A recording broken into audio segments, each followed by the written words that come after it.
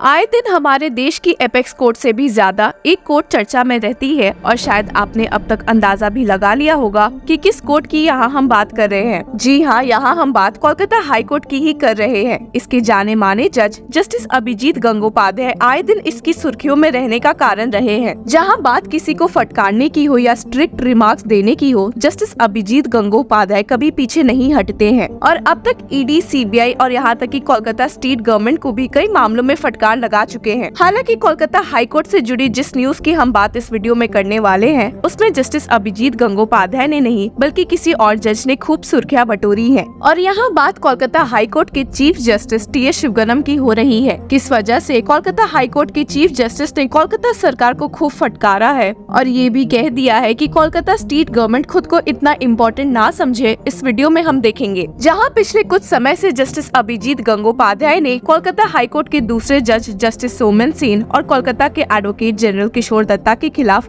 बहुत संगीन आरोप लगाकर उन्हें बहुत फटकारा था, वहीं इस मामले में देरी नहीं करते हुए चीफ जस्टिस टी एस शिवगनम ने जस्टिस अभिजीत गंगोपाध्याय की सिंगल जज बेंच के सामने से सारे मेडिकल रिक्रूटमेंट स्कैम के केसेस लेकर दूसरे जज बेंच को पास कर दिया है। चीफ जस्टिस टी एस शिवगनम ने कोलकाता हाईकोर्ट में हुए इतने हाई वोल्टेज ड्रामा के लिए सबसे माफी भी मांगी थी और कहा था कि वे आगे से ध्यान रखेंगे कि ऐसा कुछ ना हो। अब चलिए उस केस पर एक नजर डालते हैं जिसकी वजह से कोलकाता सरकार ने कोलकाता हाईकोर्ट के चीफ जस्टिस की खूब फटकार सुनी है। पूरे मसले की शुरुआत होती है एक प्लेग्राउंड से, जो कि आखरीगंज हाई स्कूल से बिलोंग करती है। अब आप भी सोचेंगे कि एक प्लेग्राउंड के ऊपर कैसे इतना विवाद छिड़ गया, जिसकी वजह से चीफ जस्टिस शिवगनम ने कोलकाता सरकार को इतनी डांट लगा दी है। हालांकि चीफ जस्टिस कोलकाता सरकार के इस मामले में रवैये से काफी नाखुश दिखे हैं। एक डोनर ने स्कूल को ये लैंड डोनेट की थी जिसपे प्लेग्राउंड बना हुआ है और इसी प्लेग्राउंड पर कोलकाता सरकार एक दूसरा स्कूल बनवाना चाह रही है। हालांकि ऐसा करने से आखरीगंज हाई स्कूल के 3000 स्टूडेंट के पास एक भी प्लेग्राउंड नहीं रहेगा और इसी बात का विरोध करते हुए स्कूल एडमिनिस्ट्रेशन और यहाँ तक कि स्टूडेंट के पेरेंट्स भी हाईकोर्ट जा पहुँचे। ये मामला जैसे ही कोलकाता हाईकोर्ट की डिविजनल बेंच, जिसमें चीफ जस्टिस टी एस शिवगनम और जस्टिस सुप्रतिम भट्टाचार्य मौजूद थे, के सामने आ पहुँचा तो वे स्टेट के इस केस में सबमिशन सुनकर काफी हैरान रह गए। स्टेट के काउंसिल ने जब कहा कि ये जमीन सरकार की है और उन्हें जो सही लगेगा वे वो करेंगे, चीफ जस्टिस शिवगनम बहुत गुस्सा हो गए और उन्हें सीधे फटकारते हुए कहा, don't say I am all powerful, I can do whatever I want. मामले में एक इंटरेस्टिंग टर्न तब आया जब चीफ जस्टिस को पता चला कि ये एक सरकारी स्कूल है और इसके बावजूद भी सरकार इसके खिलाफ है। और फिर क्या था, वापस से सरकार को फटकारते हुए चीफ जस्टिस शिवगनम ने कहा, even after the school is run by the government is opposing it, showing power. Chief justice की इतनी फटकार के बाद सरकार यहाँ रुकी नहीं और खुद को जस्टिफाई करते हुए कहा कि ये प्लेग्राउंड स्कूल से 1.5 किलोमीटर की दूरी पे मौजूद है, जिससे चीफ जस्टिस और गुस्सा हो गए और फटकारते हुए कहा कि कई स्कूल्स के पास प्लेग्राउंड भी नहीं रहता है and stated, new construction in another place, do whatever you want, dismantle the school, people don't have to teach anymore, why educate people. State इन सब के बावजूद भी नहीं रुकी और कहा कि प्लेग्राउंड 1.74 एकड़ का है और उस पे भी एक इंग्लिश स्कूल बनाना चाहते हैं जिससे स्टूडेंट्स का ही फायदा होगा। हालांकि चीफ जस्टिस ने स्टेट काउंसिल को कहा कि वे किसी और जमीन को ढूंढ सकते हैं स्कूल बनाने के लिए और बच्चों से प्लेग्राउंड छीनने की कोई जरूरत नहीं है। He stated,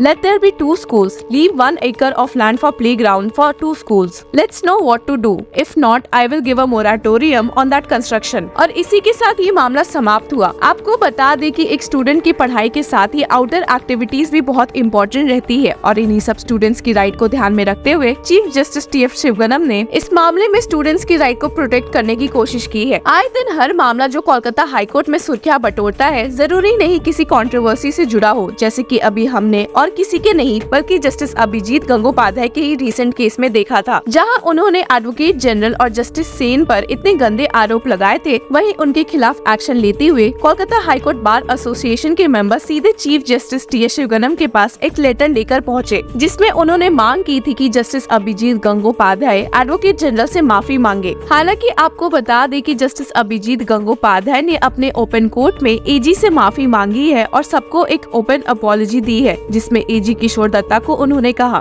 just a few days back I have said a lot of things to you. I have known you for years, for nearly the last 37 years. I am apologetic to you. I am very very sorry. और इसके बावजूद भी कि justice Abhijit Gangopadhyay से कई cases ले लिए गए हैं और उनके पास सिर्फ लेबर और इंडस्ट्री रिलेटेड लॉ से जुड़े केसेस आ रहे हैं, इन्हीं एक मामले में वे वापस से बैक इन एक्शन दिखे हैं जब उन्होंने वापस से लोगों और एजेंसी को फटकार लगाई है. कुछ जूट मिल वर्कर्स की non payment of provident fund की सुनवाई के दौरान जब जस्टिस अभिजीत गंगोपाध्याय को स्पेशल फ्रॉड इन्वेस्टिगेटिंग ऑफिस ने बताया कि इन जूट एंटरप्राइजेस के डायरेक्टर्स फेक हैं, तो जस्टिस गंगोपाध्याय काफी चौंक गए और तुरंत से इस मामले में ईडी को जांच करने के ऑर्डर्स दिए. हालांकि जब ईडी ने बताया कि ये मामला उनकी जुरिस्डिक्शन के बाहर का है, जब तक कि इस मामले में एक एफआईआर न दर्ज हो जाए, तो जस्टिस अभिजीत गंगोपाध्याय काफी नाराज हो गए और बहुत ही हार्श रिमार्क्स पास करते हुए कहा, the ingredients of section 447 of the companies act are writ large in this case. I am directing the SFIO to lodge an FIR at the local police station in order to enable the ED to begin the investigation. हालांकि इसके बाद SFIO ने कहा कि वे इस मामले में independently FIR नहीं फाइल कर सकते, जिसपे जस्टिस अभिजीत गंगोपाध्याय ने उन्हें समझाया कि वे section 212 of the companies act के तहत उन्हें ऑर्डर कर रहे हैं to launch the FIR for the public interest. Justice Abhijit Gangopadhyay के इस फैसले से हालांकि accused jute companies Delta Mills Limited and ओलिसर रियलिटी प्राइवेट लिमिटेड खुश नहीं दिखे हैं और इसी चैलेंज करते हुए कोलकाता हाईकोर्ट के डिविजनल बेंच के सामने जा पहुंचे, जिसमें जस्टिस सूर्य प्रकाश केशरवानी एंड राजश्री भारद्वाज मौजूद थे. हालांकि अक्यूज्ड कंपनीज को कोलकाता हाईकोर्ट की डिविजनल बेंच से कोई राहत नहीं मिली जब उन्होंने जस्टिस अभिजीत गंगोपाध्याय के इस ऑर्डर से साफ इनकार कर दिया इंटरफेयर करने से, and stated, we do not see any reason to interfere with the order of the single bench. SFIO के काउंसिल और सीनियर एडवोकेट सौविक नंदी ने कोलकाता हाईकोर्ट की डिविजनल बेंच को इन्फॉर्म करते हुए कहा, a formal complaint has been launched at Hare street police station following the high court's directives and with the necessary permissions from higher authorities. और इस बात की जैसे ही खबर जस्टिस अभिजीत गंगोपाध्याय को लगी तो उन्होंने इस पर तुरंत एक्शन लेते हुए चार्जशीट और FIR कॉपी तुरंत से ईडी को हैंडओवर कर दी कि वे इस मामले में एक जांच शुरू कर दे. आपको बता दें कि इस तेजी की वजह से एक बार फिर से जस्टिस गंगोपाध्याय की वाहवाही हुई है. हालांकि जहां उनकी वाहवाही हुई है, वहीं उनके खिलाफ केस लिए TMC लीडर अभिषेक बैनर्जी सुप्रीम कोर्ट भी जा पहुंचे थे. इसलिए भी क्योंकि जस्टिस अभिजीत गंगोपाध्याय ने जस्टिस सोमन सेन और एडवोकेट जनरल किशोर दत्ता को फटकारने के अलावा भी TMC लीडर को भी मेडिकल रिक्रूटमेंट स्कैम के मामले में टारगेट किया था, जिससे तंग आकर ही अभिषेक बैनर्जी सीनियर एडवोकेट अभिषेक मनु सिंघवी के सहारे सुप्रीम कोर्ट जा पहुंचे और CJI DY चंद्रचूड़ से मांग की कि वे जस्टिस अभिजीत गंगोपाध्याय के खिलाफ स्ट्रिक्ट एक्शंस ले, जिसे CJI DY चंद्रचूड़ ने साफ मना कर दिया. अब देखते ये है कि आए दिन और कौन सी खबरें कोलकाता हाईकोर्ट से सुर्खियां बटोरेंगी. Till then keep following law चक्रा.